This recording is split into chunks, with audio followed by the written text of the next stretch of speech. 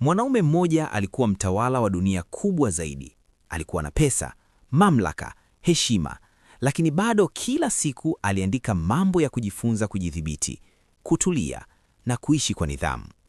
Swali ni hili: kama yeye aliyekuwa juu kabisa alihitaji kujifunza kutulia, wewe na mimi tunadhani tunaweza kufanikiwa bila nidhamu ya akili? Leo nataka nikushirikishe siri nzito sana kutoka kwa Marcus Aurelius, siri inayoweza kubadilisha mahusiano yako na pesa, maamuzi yako na maisha yako kwa ujumla. Karibu Pesa Vibe. Adui mkubwa sio umaskini, ni akili isiyodhibitiwa. Marcus Aurelius alikuwa anaandika kitu kimoja mara kwa mara: huwezi kudhibiti yanayotokea nje yako, lakini unaweza kudhibiti yanayotokea ndani yako. Watu wengi leo wanalaumu uchumi, wanalaumu serikali, wanalaumu familia, wanalaumu bahati, lakini hawajiulizi, ninadhibiti vipi mawazo yangu, hasira yangu, tamaa yangu? Na ukweli ni huu: mtu anayeshindwa kujidhibiti hawezi kudhibiti pesa. Pesa inapotea kwa sababu ya hisia, sio ukosefu wa maarifa. Marcus Aurelius aliamini, mateso mengi ya binadamu hayaji kwa tukio, yanakuja kwa maana tunayoipa tukio. Hii ikija kwenye pesa: unaona wivu, unanunua ili uonekane. Unaona pressure, unakopa ili uthibitishe. Unaona hofu, unafanya maamuzi ya haraka.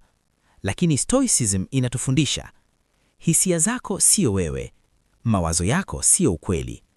Ukijifunza kukaa kimya na akili yako, unaanza kuona pesa kama chombo, sio silaha ya kujiumiza. Nidhamu ya ndani ndiyo mtaji mkubwa zaidi. Marcus Aurelius hakuwa anatafuta anasa, alikuwa anatafuta utu, nidhamu, busara, utulivu. Alisema kwa maana, utajiri wa kweli ni kuhitaji vitu vichache. Hii ni somo kubwa la kifedha.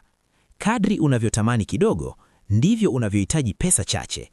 Kadri unavyodhibiti tamaa, ndivyo unavyohifadhi zaidi. Kadri unavyotulia, ndivyo unavyopanga vizuri. Akiba inaanzia kwenye akili, sio kwenye mshahara. Usipoteze muda kulalamika, tumia muda kujijenga.